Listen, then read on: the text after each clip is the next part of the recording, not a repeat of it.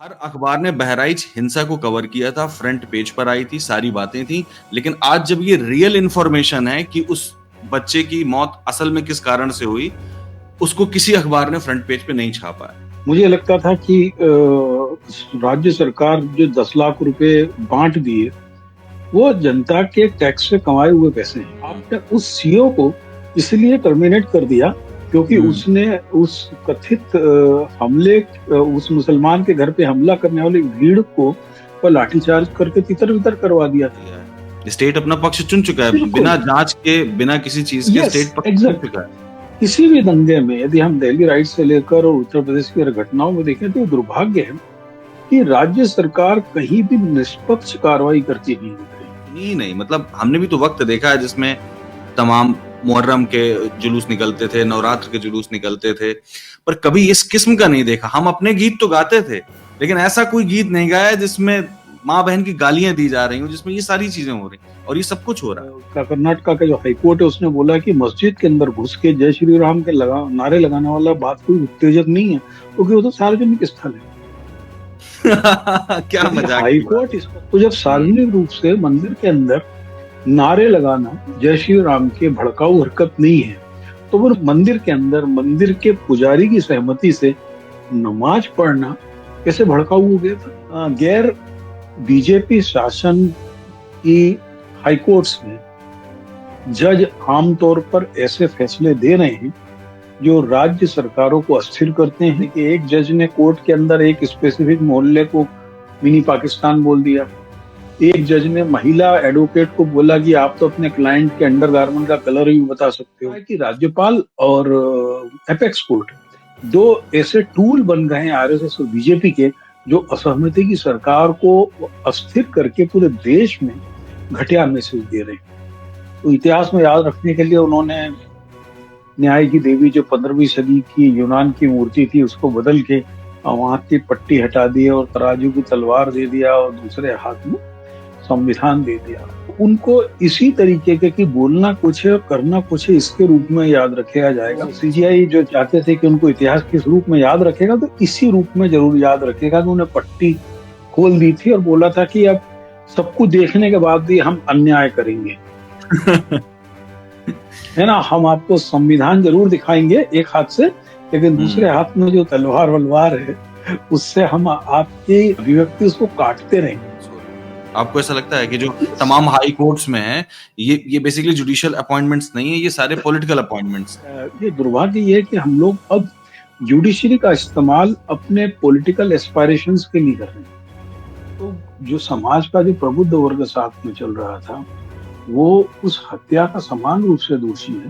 काश उनमें से किसी ने बोला होता कि आप ये गलत कर रहे हैं। जो एस जयशंकर लंबे समय तक फॉरेन मिनिस्ट्री में सेक्रेटरी रहे, जो इंडियन फॉरेन सर्विसेज के ऑफिसर रहे हैं, जिन्होंने पूरी फॉरेन पॉलिसी को पढ़ा है, वो व्यक्ति यदि सार्वजनिक रूप से इंडियन फॉरेन पॉलिसी के लिए नेहरू को दोषी ठहराने लगे तो आप सोच सकते हैं कि वो आदमी कितना क्षुद्र है। उसका मतलब है कि आप बौद्धिक रूप से आरएसएस के गुलाम हैं।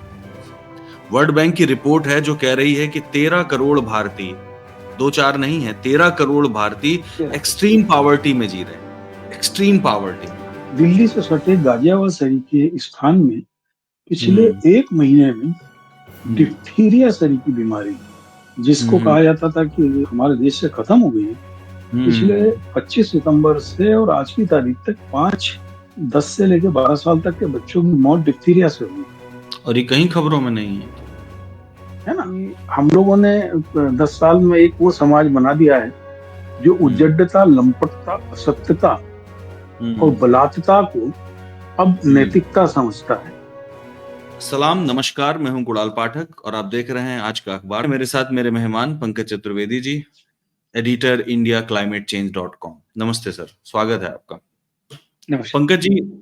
पंकज जी, आज के शो की शुरुआत हम लोग उस खबर से करेंगे जो खबर खबरों में है ही नहीं, लेकिन कल रात ट्विटर में जरूर थी। 10:30 बजे की है ट्विटर की, बहराइच पुलिस की।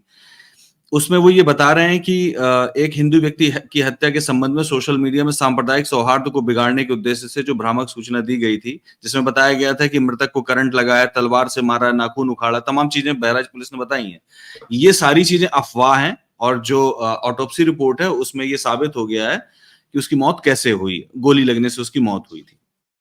लेकिन ताज्जुब की बात यह है पंकज जी कि हर अखबार ने बहराइच हिंसा को कवर किया था, फ्रंट पेज पर आई थी, सारी बातें थी, लेकिन आज जब ये रियल इंफॉर्मेशन है कि उस बच्चे की मौत असल में किस कारण से हुई, उसको किसी अखबार ने फ्रंट पेज पे नहीं छापा है। देखिए, दुर्भाग्य है, कुछ अखबारों ने अंदर के पन्नों पर या अपने लोकल एडिशन पर एक हम्म। लार्जर कॉन्स्पिरेसी की एक थ्योरी छापी कि हम्म। बहराइच में जो दंगा हुआ वो क्या एक बड़ी साजिश थी और मुसलमान लोग पहले से तैयारी किए हुए थे क्या। ठीक उसी तरीके से जिस प्रकार से दिल्ली दंगे में 4 साल पहले मुसलमानों का बड़े पैमाने पर कत्ल किया गया, उनकी प्रॉपर्टी को जलाया, लेकिन बाद में बोल दिया गया कि लार्जर कॉन्स्पिरेसी मुसलमानों ने दंगे की थी। ठीक उसी तर्ज पर बहराइच के महसी में भी जो ये हो रहा है उसके अंदर यही है। अब आप एक चीज सोचिए कि अ, बहराइच में जो कुछ भी हुआ उसके अंदर राम गोपाल मिश्रा जी जो थे, शिव गोपाल मिश्रा जो झंडा कांड के अभियुक्त हैं, वो हम्म। एक मेन कॉन्स्पायरेटर हैं, या it was one of the prima facie element of this conflict.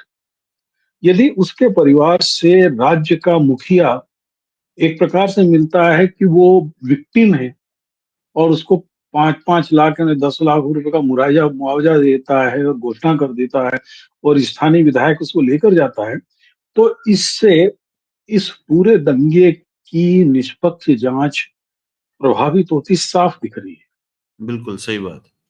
तो इसमें जो नैतिकता थी राज्य सरकार की भी नहीं है। मुझे लगता था कि राज्य सरकार जो 10 लाख रुपए बांट दिए वो जनता के टैक्स से कमाए हुए पैसे हैं। क्या राज्य सरकार ने किसी भी स्तर पर ये बोला कि मैं किसी के घर में घुसकर झंडा फहरा सकता हूं? अब एक चीज और इसमें सामने आ रही जिसके अंदर बोला गया कि इसको गोली देशी कट्टे से नहीं मारी गई है, एक लाइसेंसी इकनाली बंदूक थी उससे मारी गई हम्म। है। यदि ये घटना भी सही है तो हम्म। 25-27 आर्म्स एक्ट में आत्मरक्षा की जो धारा है उसमें बहुत हम्म। स्पष्ट है कि आपके घर में कोई बलात् घुसकर यदि आपकी जन और धन की हानि के लिए कोशिश करता है तो आप आत्मरक्षा तो गोली चला सकते हैं। ठीक है ना। अब बिल्कुल। उसके अंदर आपने 15 मुकदमे कायम किए, 55 हम्म। लोगों को गिरफ्तार किया, लेकिन 55 लोगों को गिरफ्तार की यदि आप सूची देखेंगे तो 90% तो आपने मुसलमान ही गिरफ्तार कर लिए। हाँ। ठीक है। तो इसमें यदि हम लार्जर कॉन्स्पिरेसी की ईमानदारी से जांच चाहते थे, हम्म। आपने उस सीईओ को इसलिए टर्मिनेट कर दिया क्योंकि हम्म। उसने उस कथित हमले उस मुसलमान के घर पे हमला करने वाली भीड़ को पर लाठीचार्ज करके तितर बितर करवा दिया था। इसका अब मतलब इस पंकज जी है पोजीशन कि स्टेट ने अपना पक्ष पहले से चुन लिया है, स्टेट अपना पक्ष चुन चुका है, बिल्कुल। बिना जांच के, बिना किसी चीज के यस, स्टेट पक्ष चुन एग्जैक्ट। चुका है। यही दुर्भाग्य है कि हमारे यहाँ जो स्टेट है, राज्य है, जो मुख्य वहां का स्थानीय विधायक था और विधायक से लेकर मुख्यमंत्री तक ने हम्म। अपना पक्ष चुन लिया है। जबकि मुझे हम्म। लगता था कि जब तक इसकी प्रॉपर जांच नहीं होती, यदि निष्पक्ष जांच हो, उसके अंदर एक हत्या के आरोपी या हत्या करने वाले लोगों पे उतने ही गंभीर अपराध होना चाहिए जितना हत्या का परिवेश तैयार करने वाले, यानी घर के अंदर घुस के झंडा लगाने वाले, उसको उत्तेजित करने वाले लोगों पे होने चाहिए थे। सही बात है। और पंकज जी क्योंकि सबसे इसके अंदर ज्यादा डिसअपॉइंटमेंट की किसी भी बात ये दंगे, है। जी। किसी भी दंगे में यदि हम दिल्ली राइट से लेकर और उत्तर प्रदेश की अगर घटनाओं में देखें तो ये दुर्भाग्य है कि राज्य सरकार कहीं भी निष्पक्ष कार्रवाई करती नहीं दिख रही है। और यही कारण है कि एक वर्ग जो है वो राज्य सरकार से असंतुष्ट और आप बातें करो कि क्या मुसलमानों को शौचालय नहीं दिया, क्या मुसलमानों को मोहल्ले में बिजली नहीं दी, क्या मुसलमानों को 5 किलो अनाज नहीं दिया, तो आप कोई एहसान नहीं कर रहे हैं। मुसलमान सही भी बात। पेट्रोल खरीदने से लेके आटा खरीदने तक उतना ही टैक्स दे रहा है जितना हिंदू दे रहा है। हम्म। तो ये कोई आप एहसान नहीं कर रहे, लेकिन ये तो दुभाष साफ है कि जो व्यक्ति दंगे की शुरुआत का मुख्य कारण बन रहा है, उसके हम्म। परिवार को तो आप 10 लाख रुपए सीधे दे दे रहे हैं। लेकिन जिनके घरों में आग लगा दी गई, जिनकी करोड़ों की प्रॉपर्टी को फूंक दिया गया, उनकी सुरक्षा के लिए आज की तारीख तक आपने कुछ नहीं किया है। और चूंकि 3 दिन से आज की तारीख में भी वहां पे इंटरनेट बंद है, जब इंटरनेट बंद है तो इसका मतलब हम्म। है कि हम कोई कुछ भी नहीं जानते इस बारे में, है ना। और एक चीज सोचिए पंकज जी कि मस्जिदों के सामने जाकर के नारे लगाना, मस्जिदों के सामने जाकर के भद्दे भद्दे गाने बजाना, सीधे तौर पर समुदाय को टारगेट करना, इस तरीके की चीजें तो हमने कभी सुनी ही नहीं। मतलब हमने भी तो वक्त देखा है जिसमें तमाम मुहर्रम के जुलूस निकलते थे, नवरात्र के जुलूस निकलते थे, पर कभी इस किस्म का नहीं देखा। हम अपने गीत तो गाते थे, लेकिन ऐसा कोई गीत नहीं गाया जिसमें माँ बहन की गालियां दी जा रही हो, जिसमें ये सारी चीजें हो रही, और ये सब कुछ हो रहा है। इसके बाद क्या आशा की जा सकती थी? देखिए, नहीं, देखिए उसका कारण क्या है कि मैं इसको एक दूसरी खबर के साथ एक्सटेंड करना चाहूंगा। जी, जी, आज जी। के कुछ अखबारों ने कवर किया है कि बंगलोर का कर्नाटका का जो हाईकोर्ट है उसने बोला कि मस्जिद के अंदर घुस के जय श्री राम के नारे लगाने वाला बात कोई उत्तेजक नहीं है, क्योंकि वो तो सार्वजनिक स्थल है। क्या यदि मजाक की बात हाईकोर्ट है। इस प्रकार की चीजें, यदि प्रिवेंटिव मेजर्स को जो सामने जी। लिख रही है, कि सामने दिख रहा है कि ये भड़काने वाली कार्रवाई है, उस हम्म। समय तो इसका मतलब है कि फिर मुझको याद आ रहा है कि 3 साल पहले मथुरा के एक मंदिर में एक मुस्लिम फिरोज खान, जो शायद खान अब्दुल गफ्फार खान की जो संस्था थी, उसके नाम से एक संस्था चलाते, उन्होंने एक मंदिर में मंदिर में नमाज पढ़ ली थी, तो उसको बेचारे को मथुरा में 10 दिन जेल में रहना पड़ा था। तो जब हम्म। सार्वजनिक रूप से मंदिर के अंदर नारे लगाना जय श्री राम के भड़काऊ हरकत नहीं है, तो वो मस्जिद के अंदर मंदिर के अंदर मंदिर के पुजारी की सहमति से नमाज पढ़ना कैसे भड़काऊ हो गया था। एक ये खबर को आप देखेंगे तो लोगों ने ये एक इस तरीके से प्रसारित की जिससे कि लंपट और मुसलमानों को भड़काने के लिए उत्तेजक कार्रवाई करने वाले जो राष्ट्र सेना के लोग हैं, उनके लिए एक ये उनकी टुच्चाई का आधार बन गया है। और यदि इस खबर को और विस्तार से देखें तो जो मैं महसूस कर रहा हूँ, जी। गैर बीजेपी शासन की कोर्ट्स में, हाई कोर्ट्स में जज आमतौर पर ऐसे फैसले दे रहे हैं जो राज्य सरकारों को अस्थिर करते हैं, उनकी असहमति वाली सरकारों के विरुद्ध फैसले करते हैं। मध्य प्रदेश हम्म। हाईकोर्ट भी ऐसा फैसला कर चुकी है। हम्म। हाईकोर्ट कर्नाटक तो लगातार अभी एक महीने में ये आप तीसरा फैसला देखिए, एक जज ने कोर्ट के अंदर एक स्पेसिफिक मोहल्ले को मिनी पाकिस्तान बोल दिया। एक जज ने महिला एडवोकेट को बोला कि आप तो अपने क्लाइंट के अंडरगारमेंट का कलर भी बता सकते हो। बंगाल में आप देखो कि हाईकोर्ट का जो जज है, एक दिन पहले ममता बनर्जी सरकार के खिलाफ कुछ फैसला देता, अगले दिन कमल दल में भगवा पट्टा ओढ़ के शामिल हो जाता है। पूरे वेस्ट बंगाल सरकार में जो भी सरकार ने रिट लगाई, उन सभी में सरकार के खिलाफ फैसले देकर उस सरकार को टीचर घोटाले से लेकर सब में अस्थिर करने का प्रयास वहां की कोर्ट ने किया। और ये नहीं, इस बार ऐसा लगता है कि राज्यपाल और एपेक्स कोर्ट दो ऐसे टूल बन गए हैं आरएसएस और बीजेपी के, जो असहमति की सरकार को अस्थिर करके पूरे देश में घटिया मैसेज दे रहे हैं। तो और इस आपके कहने खबर का को मतलब यदि ये है और जी, नहीं, इस नहीं, मैं ये खबर को पूछ रहा हूँ और एक कि विस्तार से लीजिए आप, जी, इस जी। खबर को और विस्तार से लीजिए। हुँ, हुँ, हुँ। हमारे जो सबसे वाचाल और प्रवचनकारी चीफ जस्टिस इस इतिहास में हुए हैं, चंद्रचूड़ जी, अभी कुछ दिन पहले चिंतित थे कि उनको इतिहास कैसे याद रखेगा। तो इतिहास में याद रखने के लिए उन्होंने न्याय की देवी जो 15वीं सदी की यूनान की मूर्ति थी उसको बदल के वहां की पट्टी हटा दी और तराजू की तलवार दे दिया और दूसरे हाथ में संविधान दे दिया। तो उनको इसी तरीके के कि बोलना कुछ है और करना कुछ है इसके रूप में याद रखा जाएगा। और उन्होंने इसी तरीके से जिस प्रकार से नए चीफ जस्टिस के नाम संदीप की मिश्रा। संस्तुति की है जी। ना। हम्म। जो नए चीफ जस्टिस हैं उनके पिताजी भी जस्टिस रहे और उनके चाचा भी जस्टिस रहे। और जो मन्ना साहब हैं वो इसलिए भी चर्चित रहे कि अपने से 4 जूनियर को ओवर लुक करके इनको सुप्रीम कोर्ट में जगह दी गई थी। उस समय भी ये भाई भतीजावाद के रूप में कंट्रोवर्शियल रहे थे। अच्छा तो सीन है। सीजीआई जो चाहते थे कि उनको इतिहास किस रूप में याद रखेगा तो इसी रूप में जरूर याद रखेगा कि उन्हें पट्टी खोल दी थी और बोला था कि अब सब कुछ देखने के बाद भी हम अन्याय करेंगे, है ना। हम आपको संविधान जरूर दिखाएंगे एक हाथ से, लेकिन दूसरे हम्म। हाथ में जो तलवार वलवार है उससे हम आपकी जो अभिव्यक्ति उसको काटते रहेंगे। ये सब खबरें हमारे अखबारों में और हमारे मीडिया में कहीं आपको दिखेगी नहीं। हाँ, कहीं नहीं दिख रही हैं। अच्छा पंकज जी, इसमें हम लोग बहराइच वाला मामला छोड़ के चले आए पीछे। 2 बातें, एक तो पहली तो ये कि ये आपको लगता है कि ये असल में जुडिशियल अपॉइंटमेंट्स नहीं हो रहे हैं, ये बेसिकली पॉलिटिकल अपॉइंटमेंट्स हो रहे हैं। आपको ऐसा लगता है कि जो तमाम हाई कोर्ट्स में हैं, ये बेसिकली जुडिशियल अपॉइंटमेंट्स नहीं है, ये सारे पॉलिटिकल अपॉइंटमेंट्स हैं?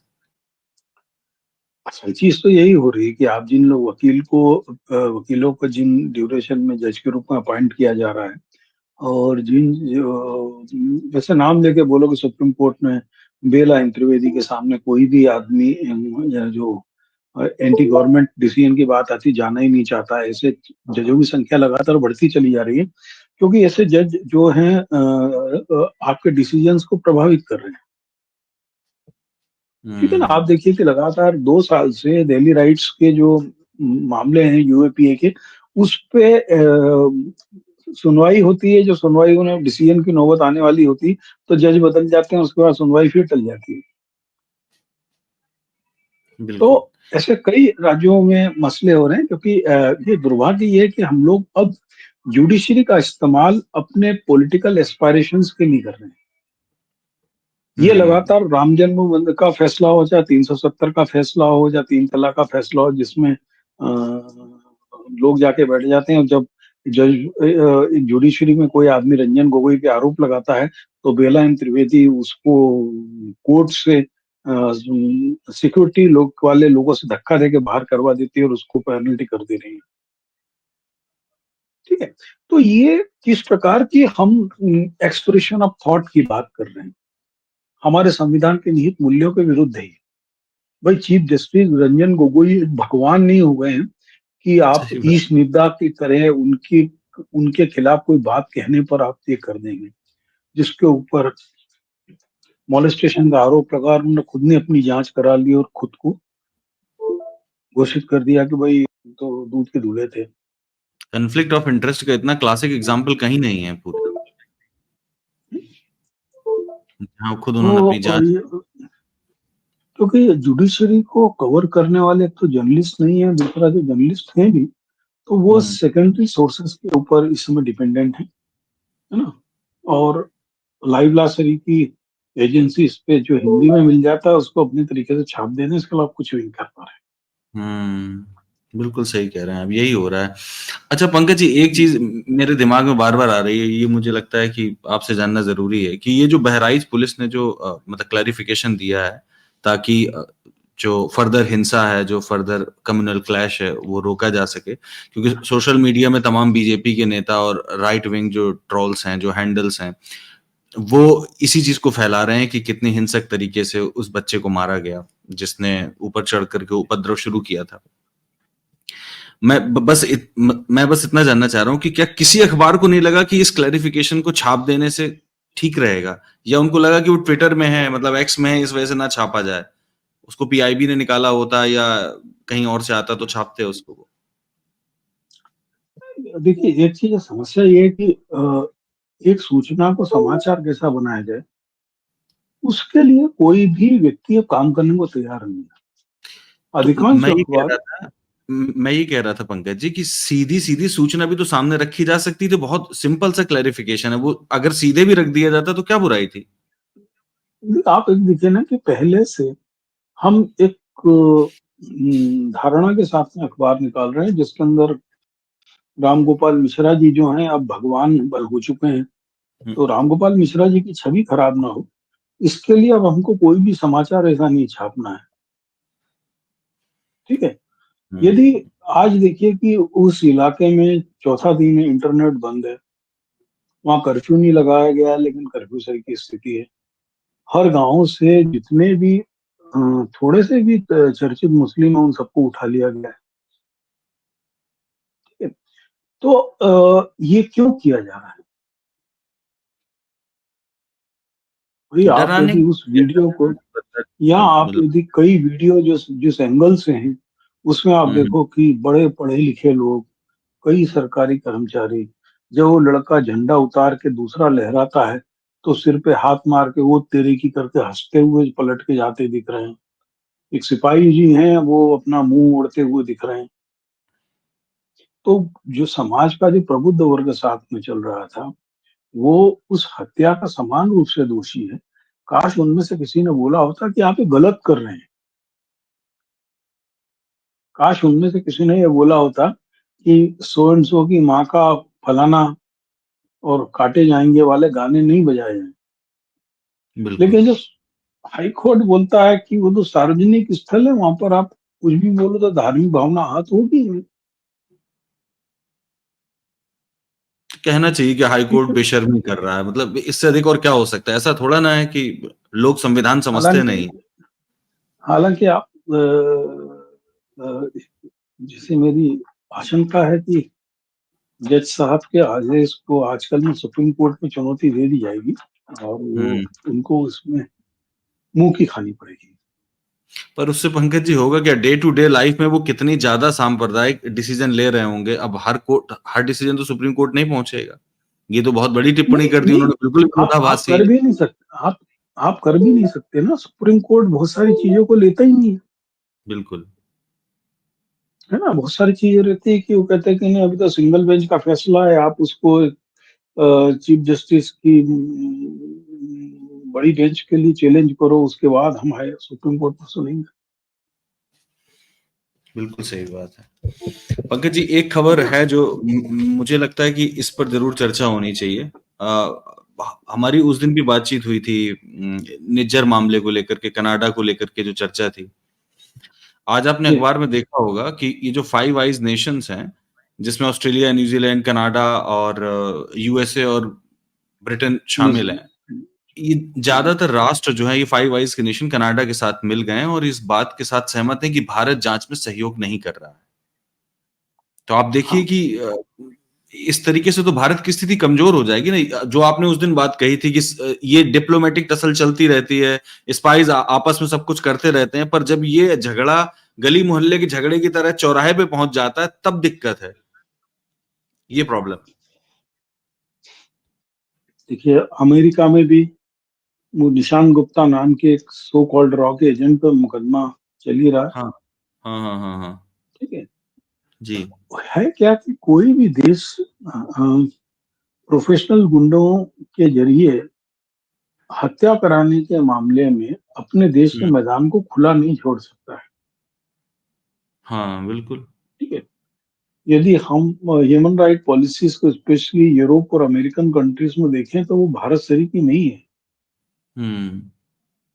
है ना? आज भारत को निज्जर या जो कोई भी है उनके खिलाफ इतने तगड़े डोजियर्स देने थे कि वहाँ की सरकार इन सबको हमको हैंडओवर करने के लिए मजबूर होती क्योंकि सबके साथ में एक्सट्राडिशन ट्रीटीज़ हैं हमारी। बिल्कुल सही बात। तो हमने यदि ऐसा ना करके कथित रूप से लोगों को मरवाना शुरू कर दिया, हुँ, तो हो हुँ। सकता है आप अपनी स्थानीय राजनीति जो है, जय हुँ। श्री राम किस्म के भक्तों को ये मैसेज देने में तो सफल रहा कि देखो हम तो अपने साथ विदेश में जो भी गड़बड़ करता है उसको मरवा देते हैं। लेकिन अंतर्राष्ट्रीय स्तर पर आपकी छवि एक अच्छे देश के रूप में तो नहीं रह जाती है। ठीक है। एस जयशंकर पाकिस्तान चले जाते हैं। यदि मान लो कि यदि इस समय कांग्रेस का शासन होता और कांग्रेस का फॉरेन मिनिस्टर जाता, तो बीजेपी का राष्ट्रवाद कैसे कूदता। वहां सही जाके बात। सुना है कि वो इंडो क्रिकेट होगा। पाकिस्तान क्रिकेट खेलने की बालने की बात करने लगे, तो जाहिर सा है कि अमित शाह और जय शाह का एजेंट बन के गए जो Jaishankar. S PCB chief Jaishankar से जो इतने लंबे समय से। पंकज जी, हाँ। पीसीबी चीफ से 24 घंटे में 2 बार मुलाकात की उन्होंने। हाँ, है ना, तो वही मैं कह रहा हूँ कि वो तो जय शाह का एजेंट बन के गए। हम्म। हमारे लिए जो इंटर नेशन बॉर्डर व्यापार है, जो हमारे दोनों देश के 50,000 लोगों के लिए एक राहत वाली खबर थी, उस पे आप चर्चा नहीं करते हो, लेकिन क्रिकेट की चर्चा करते हो। क्योंकि क्रिकेट में सटोरिया शामिल है। क्रिकेट के पूरे सट्टे के खेल में लॉरेंस बिश्नोई सरी के और सारे बिश्नोई सरी के लुच्चे गुंडे शामिल होते हैं, उसकी बैटिंग में लेकर और उसके कई कई लोगों। तो आप वो आपकी प्रायोरिटी है। लेकिन नमक का आना जाना, टमाटर का आना जाना, ड्राई फ्रूट का आना जाना, उसमें आपका कोई इंटरेस्ट नहीं है। ठीक है ना। बिल्कुल तो सही और कहा। ये हमारी हम देखें ना, हम फॉरेन पॉलिसी लेवल पर कहाँ खड़े। जो एस जयशंकर लंबे समय तक फॉरेन हम्म। मिनिस्ट्री में सेक्रेटरी रहे, जो इंडियन फॉरेन सर्विसेज के ऑफिसर रहे हैं, जिन्होंने पूरी फॉरेन पॉलिसी को पढ़ा है, वो व्यक्ति यदि सार्वजनिक रूप से इंडियन फॉरेन पॉलिसी के लिए नेहरू को दोषी ठहराने लगे, तो आप सोच सकते हैं कि वो आदमी कितना क्षुद्र है,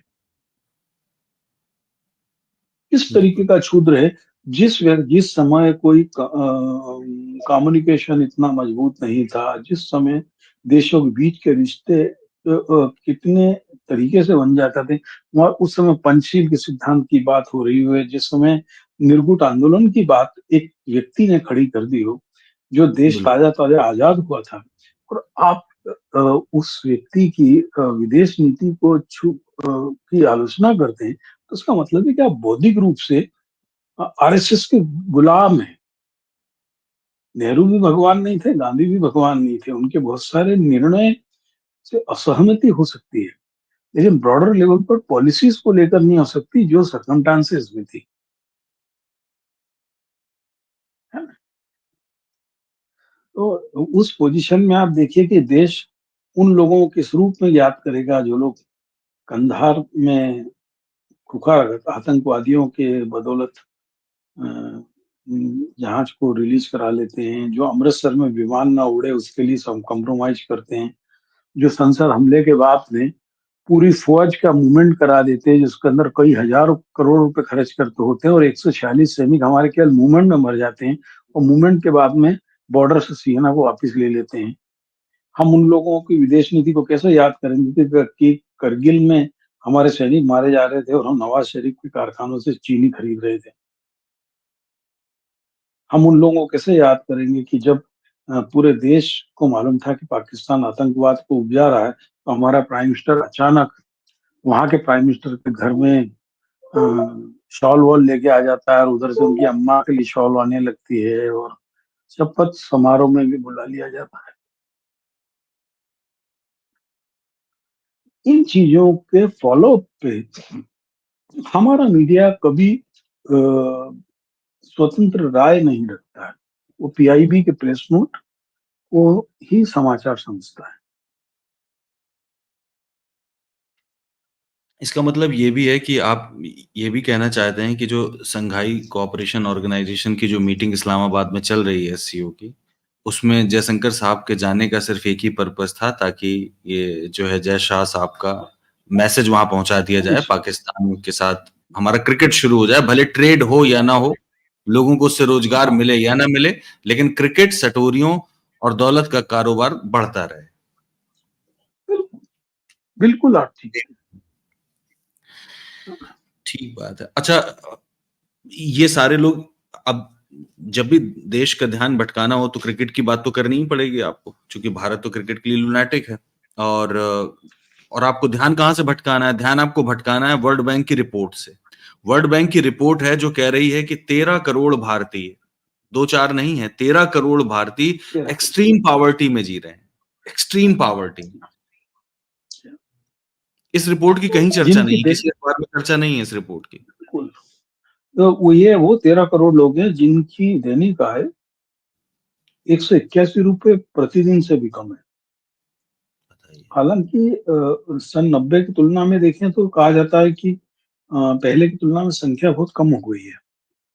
लेकिन जब हम वर्ल्ड की 5वीं सबसे बड़ी इकोनॉमी और इन सब तरीके के नारों की बात करते हैं, मेक इन इंडिया वगैरह की, तब ये आंकड़े हमारे लिए बहुत शर्मनाक हैं। और 13 करोड़ लोगों को इस लेवल पर लाने में वो 80 करोड़ लोगों की बड़ी भूमिका है जो मुफ्त का अनाज पे जी रहे हैं। यदि हम अभी नीचे से खींच लें तो ये संख्या अचानक कहाँ पे जंप होगी, आप ये भी सोचिए। सही बात है, बिल्कुल सही बात। है ना? तो हम इकोनॉमी को लेकर या महंगाई को लेकर अभी लापरवाह हैं, क्योंकि हमने धर्म को एक अफीम के रूप में चाट रखा है। हम 2200 करोड़ का मंदिर, या आजकल हर मंदिर के बाहर एक बड़ा गलियारा बनाना, यानी उसके प्रकार से मॉल बनाने की जो तैयारी हो चुकी है, बनारस के बाद में उज्जैन में हो गया, अब और हम्म, 6 की छोटी जगह में हो गया, उसको हम्म, हम प्रगति मान रहे हैं। मंदिर एक आस्था की जगह है और उसका पारंपरिक स्वरूप ही उसकी ऊर्जा होती है। लेकिन हम लोगों ने मंदिर को एक शॉपिंग मॉल के रूप में बदलकर उसको विकास का प्रतिमान मान लिया है। ईमानदारी की बात है कि उसके बाहर बैठ के भीख मांगने वाले अब उस दायरे से बाहर हो गए हैं, उसके बाहर छोटी छोटी दुकान करने वाले लोग उन दायरों से बाहर हो गए हैं। उन सब की जगह बहुराष्ट्रीय कंपनी ने ले ली है। तो और फिर भी हम धर्म को एक अफीम के रूप में चाट रहे हैं, और हमारे लिए गरीबी पे चर्चा करना आप कोई गौण है, हमारे लिए महंगाई पे चर्चा करना गौण है, हमारे लिए शिक्षा की गुणवत्ता पे चर्चा करने की कोई चिंता ही नहीं है।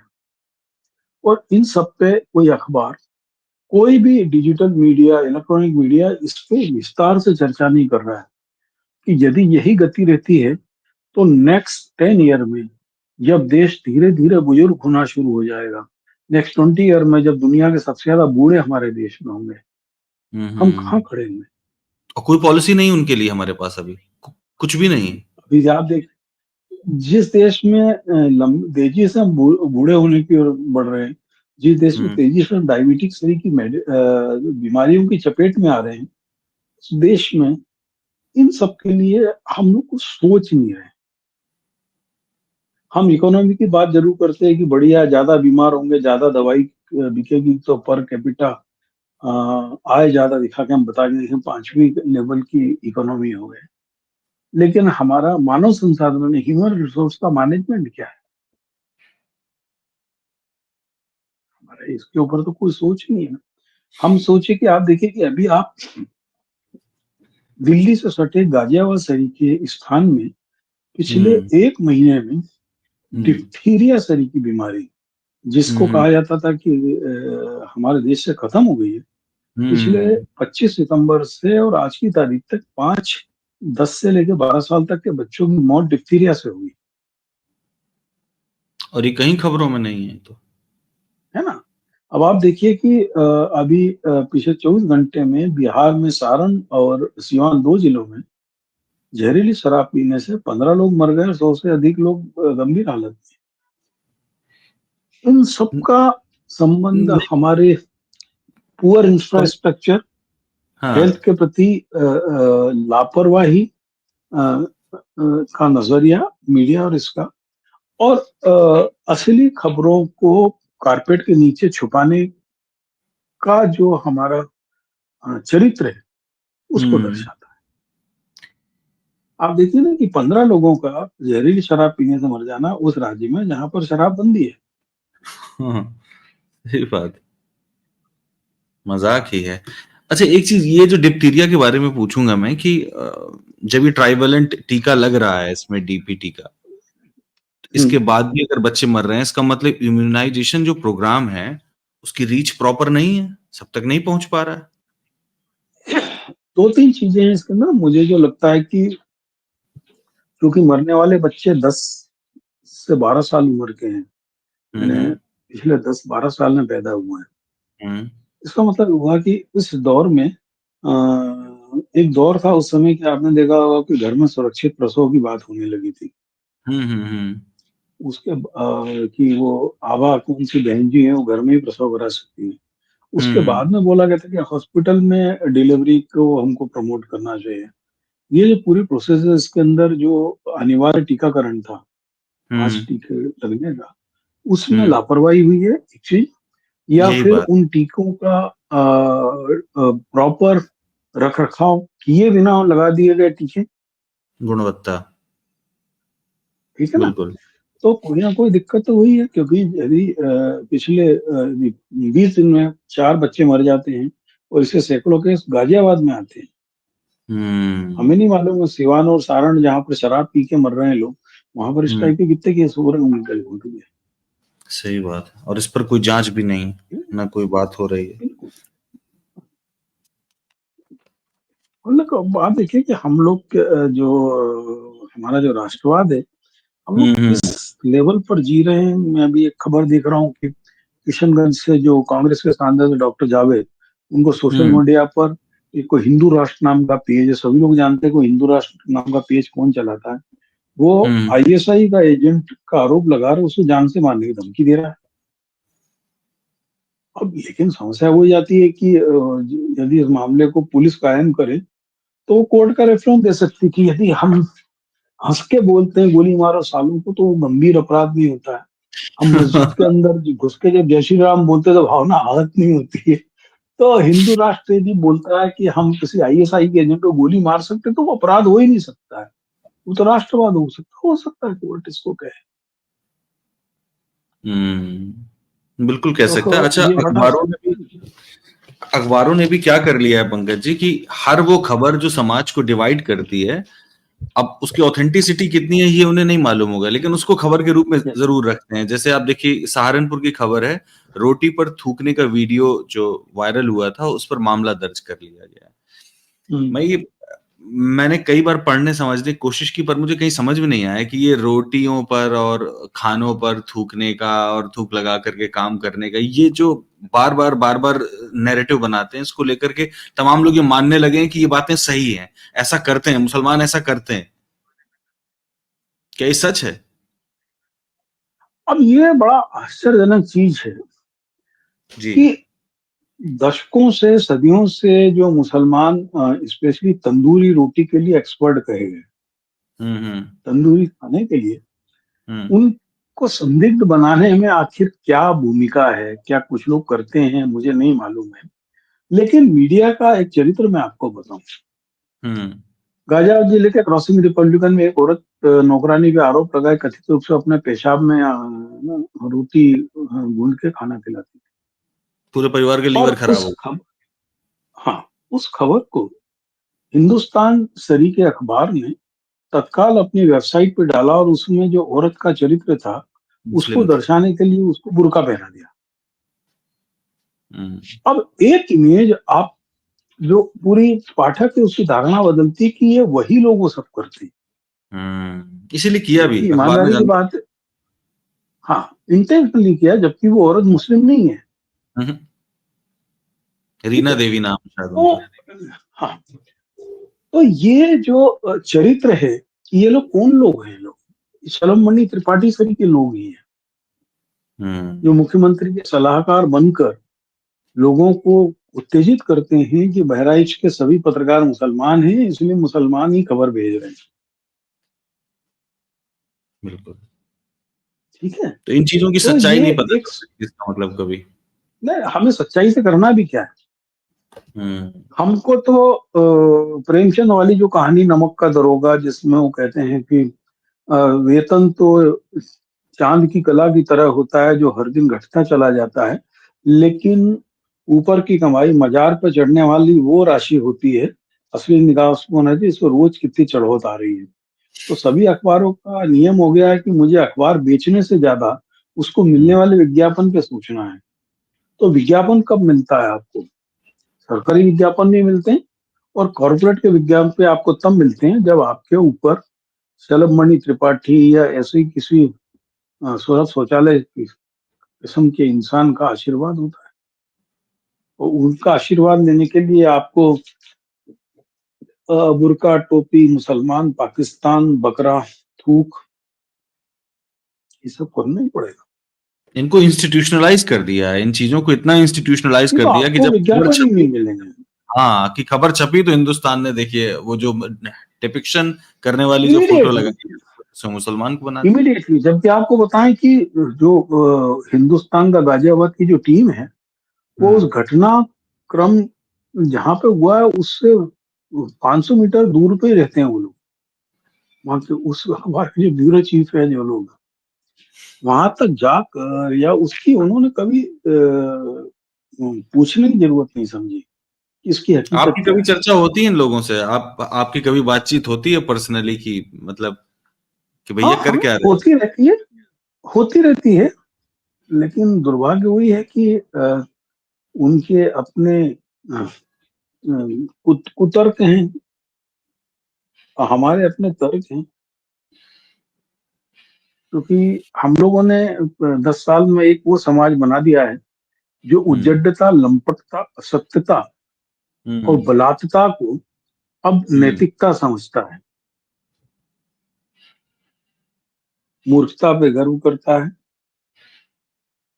असत्य को फैलाने को अपना फर्ज समझ रहा है। तो हम किसी को झगड़ा तो कर नहीं सकते। हर एक व्यक्ति को ये चिंता है कि उनका राष्ट्रवाद कभी खतरे में ना आ जाए, लोग राष्ट्रवाद पे सवाल ना खड़े कर दें।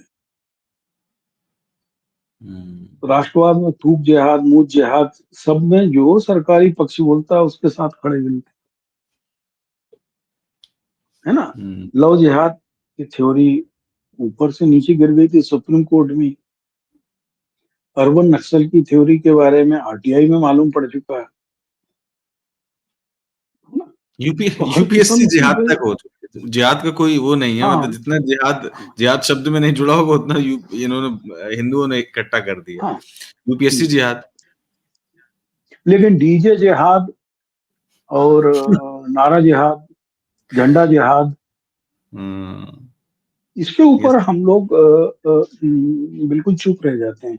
तो ये ईमानदारी के आपको बताएं कि सनातन धर्म और सनातन धर्म निश्चित ही भारत की संस्कृति का प्रतीक है। हम्म। उसको सबसे बड़ा नुकसान इस तरीके के अक्षम्य झूठ, अफवाहें और इसका विद्रूपीकरण जो है वो कर रहे बिल्कुल, जितना ज्यादा नुकसान ये लोग कर रहे हैं मिलके सनातन धर्म का, उतना कभी नहीं। हैं। बिल्कुल। ठीक ठीक है पंकज जी, लगभग सारी जी खबरें हो नमस्कार। गई। आ, जी जी। एक खबर जरूर और थी इसकी, सुप्रीम कोर्ट की, ये पराली वाली। और एक ये भी था कि विमानों को वन से उड़ाने की जो धमकी मिल रही है लगातार, पिछले 3 दिनों में 19 धमकियां मिल चुकी हैं। मैं सोचता हूँ कि बार बार होक्स कॉल हो रही, कहीं ऐसा ना हो कि एक भी रियल कॉल हो गई तो ट्रेजेडी हो जाएगी। नहीं, ये कुछ अलग ही खेल होता है। 2 महीने पहले आप याद करो, दिल्ली और लखनऊ के बहुत सारे स्कूल्स में 100 से अधिक में इस प्रकार का हाँ हॉक्स कॉल आ गए थे।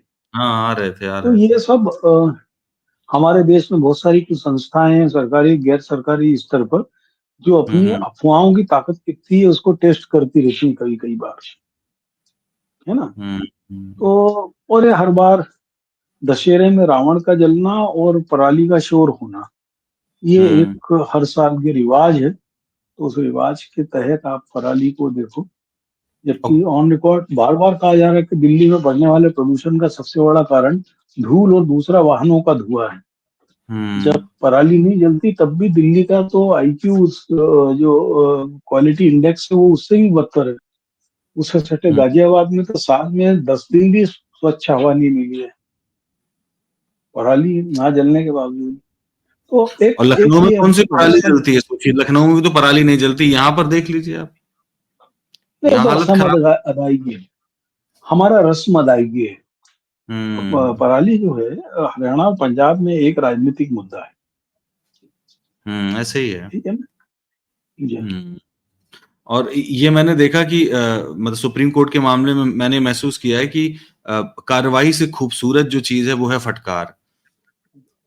तो फटकार तो सबसे उनकी खूबसूरत। फटकार वटकार का कोई कीमत नहीं है। इसके पीछे किसी न किसी का व्यावसायिक हितों का, या तो पराली को खेत में नष्ट करने वालों की मशीनें बेचनी होंगी, या घरों में एयर प्यूरिफायर की जगह जो दरवाजे पे आजकल पंखे बेचे जा रहे हैं उसको बिकवाना होगा।